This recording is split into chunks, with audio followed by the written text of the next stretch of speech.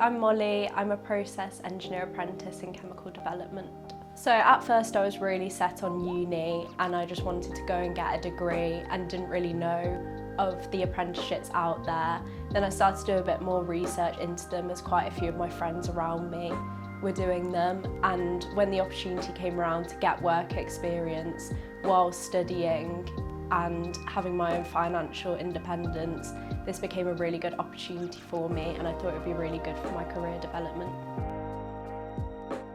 AstraZeneca specifically, I feel like is a big name in the pharmaceutical industry. The way they deliver their early talent programs, you feel really well supported. You could tell this just from the way the assessment centres and interviews were. They really sold themselves to you rather than you having to sell yourself and make it known why you deserve to be at the company. It's a really big name in the industry, and from just looking on their website, you can tell it seems a really great place to work, really supportive, really big on diversity and inclusion, as well as sustainability, which are all things that are really important to me as well.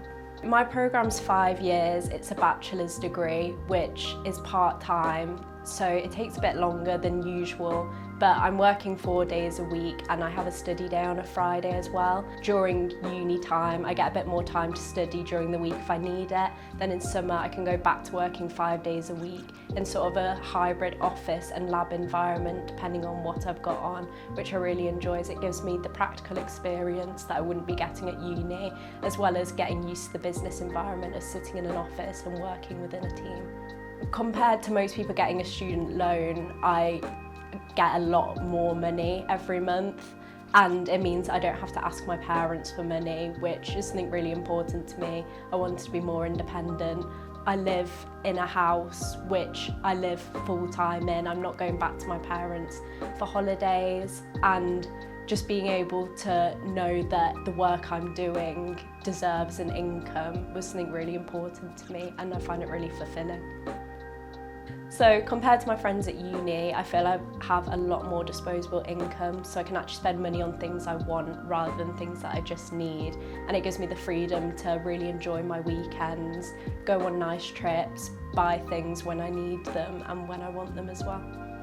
Once I got my offer, we kind of decided I probably needed to start looking, so I couldn't leave it to results day and then in 2 weeks find somewhere to live so I could start the apprenticeship.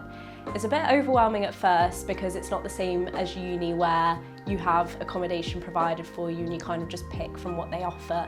You have to decide completely for yourself where you're going to live, and in the end I decided the best thing for me would be a house share, as I'd get a social life outside of work with different people. All the bills would be included, so I didn't have to worry about in winter the cost of energy going up, and it would be fixed. So there's loads of websites out there, one of them sparerooms.com, which is quite common for people, and I'd say 3 months before I started, I was having a bit of a look seeing what came up, and then I came across one which looked really clean, modern, newly renovated. So I booked a viewing, came straight up and had a look, and luckily the first one I saw was perfect for me.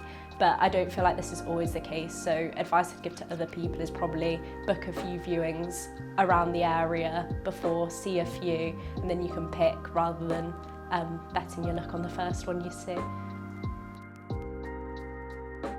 Yeah, I think living by yourself makes you appreciate a lot more of what your parents did for you, because having to do the laundry, the washing up, the cooking and everything for yourself suddenly becomes a big responsibility. And even if you are living in a house share, those other people aren't going to do it for you, and it's up to you to keep it a nice place for everyone to live.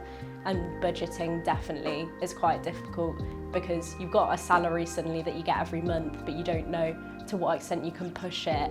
Definitely the advantage of getting a salary every month is it's broken down and you can budget for 1 month rather than over a longer period of time, which is what you do when you have a job anyway.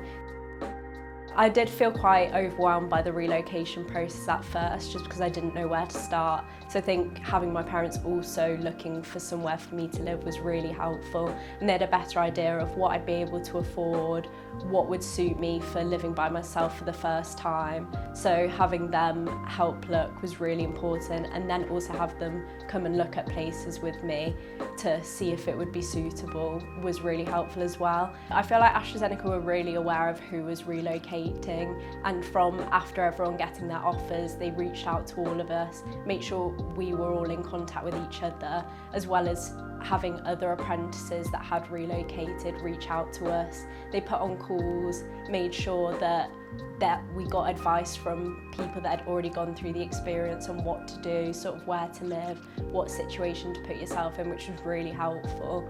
And we also had a package which gave us loads of information about the area and the advice they'd give as well.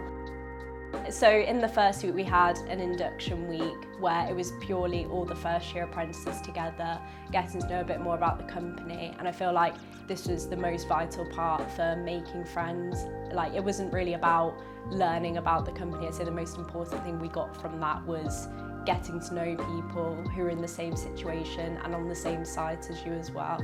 And I made so many friends just from people I got talking to from that week. And we also have an apprenticeship society, so people put on socials, whether it's a night out, coffee mornings, so there's continually things to bring apprentices together, which I think is really important if you didn't manage to make those connections in the first week. ERGs are employee resource groups, which are basically like the company's societies.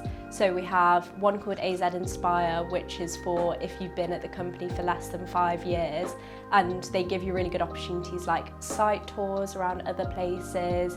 We had a big quiz where we were just put in random teams, so we got to know other people that were quite new. We also have ERGs for like race, pride, cancer at work, lots of different situations where it brings people together in similar situations. So at university, I know quite often they'll go out midweek and then they can sleep in, so they might not have a lecture in the morning, but most people here work 9 to 5, so you can't really go clubbing till early hours of the morning, then still get up. And especially some people work shifts as well, so they're starting even earlier. That just doesn't work for everyone. So people will still go out for drinks in the week, and that's often company organised, but you'd probably go for a couple of hours and it's more just for socialising. But you can still use your weekends really well, and I found out that you have to sort of make the most of your weekends, then you're refreshed for the week. So there's no reason why everyone can't go into Manchester on a Saturday night, be hungover on Sunday, and then come back into the office on Monday. But on a Wednesday night, as it often is for unis, that would not be acceptable. So it's really just finding that balance, and you can still have a really good time and live your best life at 19 years old. You just have to be more careful about when you do it, which is fine because most of the people that you'll meet when you move will be in the same situation as well. My hints and tips would be start looking early, because there might not be somewhere that suits you straight away, and that's okay. That gives you a bit more time to keep looking, wait for something to crop up. I would also say make sure you know what you want and what your budget is before you start looking. There's so many places out there, you want to be able to filter down, and when you see something, you know it will be right for you. So my final tip would be definitely think beyond the house.